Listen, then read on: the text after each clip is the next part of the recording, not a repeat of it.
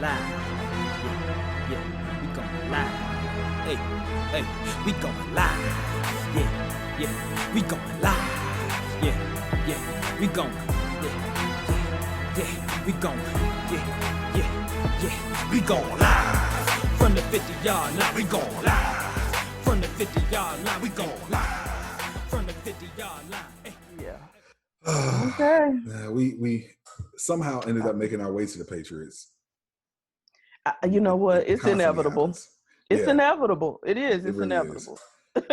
It's just like the Michael Jordan, LeBron. Right, LeBron. It's inevitable. Like it's gonna always happen. It's always gonna happen. So here we go. Patriot talk. Patriot talk, and this time it's for an absolutely horrible reason. The Patriots decided to take a kicker the other day, or last week, excuse me, not the other day,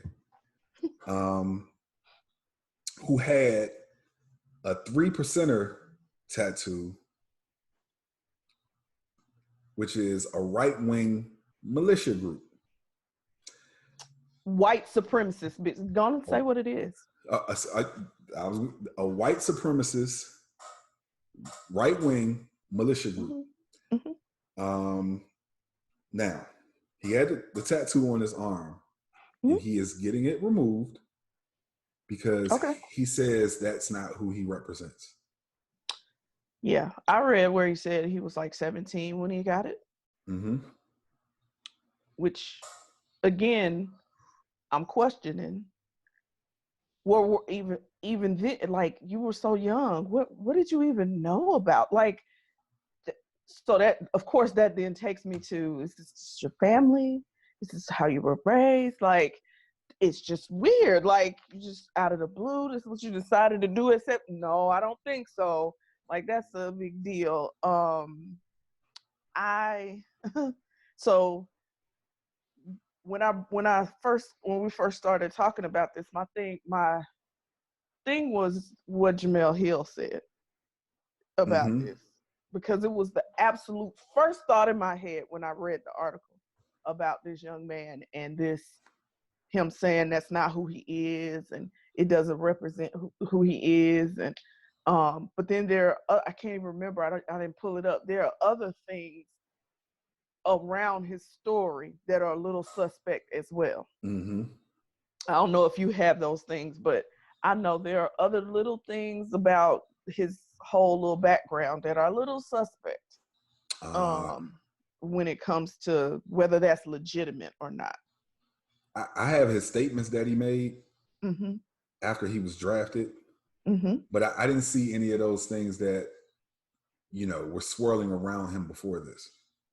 Well, it's I think because of this, of course, all the media needs is a little smell of blood in the water, and they're going to go for you. Right. They're going for you. So I think they kind of did their due diligence to look into his past a little more and see that there might have been some questionable things that make them feel like it might not be true that you didn't know.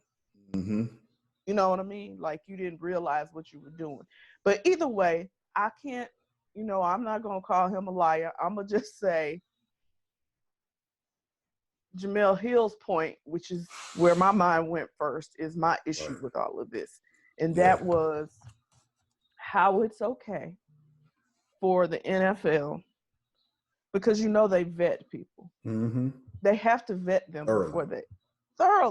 Mm-hmm. So you knew this was an issue. Mm-hmm. You knew this was there. You knew that all the stuff that the media has found, I'm sure you found it too. Mm-hmm. But you were okay with allowing this young man who does not represent what you claim to be. Mm-hmm. And honestly, 85% of your league, what they are, to come and play professional football. But Colin Kaepernick took a knee to stand up for people, not to bash people, but to stand up for people.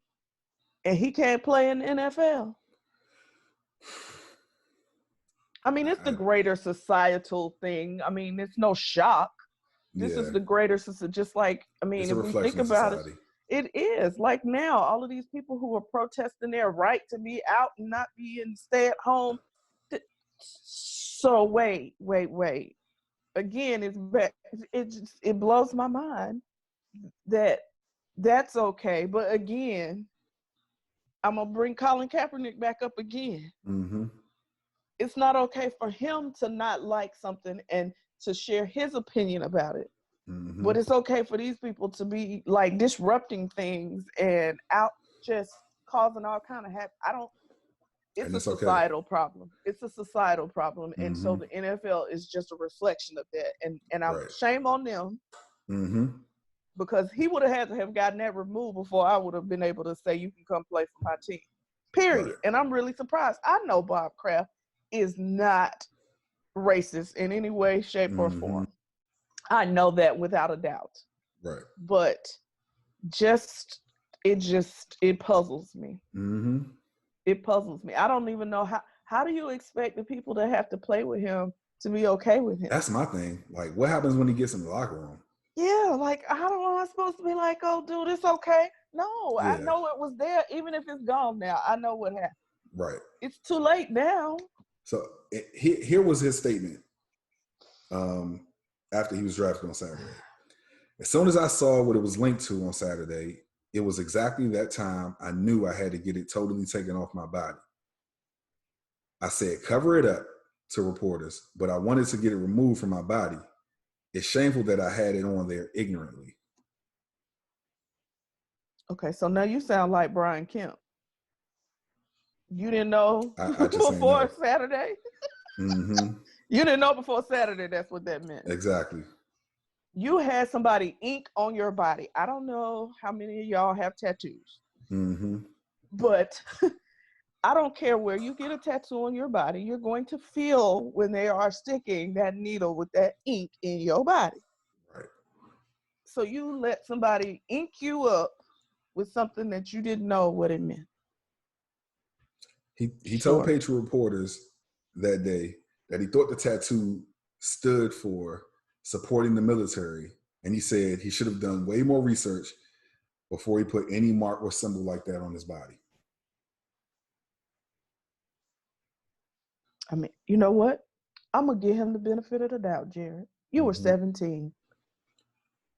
You could have been drunk for all I know. I'm just saying. In West Virginia. Oh, it's getting harder. Mm-hmm. Yeah, no. Sorry, no sir. No, sorry. I can't help you out. You're right. What is it? Rohrwasser? I can't pronounce his name. That's West Virginia's. No, that's his last name. Oh yeah, I can't. You know me. I don't even attempt. Justin. Yep. Yeah, sir. I mean, you know what? And here's what I'm gonna say about that. That is absolutely. Here's my thing. Don't back off of anything you believe in. If that's who you are and that's how you feel, then you should just let that be who you are and how you feel. Mm-hmm. And that'll be okay. I got a problem with the NFL allowing you in. Yeah. That's my problem. Mm-hmm. That's where my issue comes. It has, that's your beliefs. That's how you feel. You do what you do. Either way. But it appears to be a double standard here. Yeah. Just too much for me. Yeah. Too much for me. Too much. I'm real upset with them. Anyway, okay. Right. So this will be one of these faces I've had. It'll be the thumbnail. Let's go. Oh man. Well, yeah. Let's move on past that because we can keep. Yeah. Mm-hmm. I don't feel good about it at all. It's just another reason not to like the Patriots. Right. If we needed another one. Right. Just another reason. Put the cameras on me. Put the cameras on me. Put the cameras on me. Put the cameras on me. Put the cameras on me. Put the cameras on me. Put the cameras on me.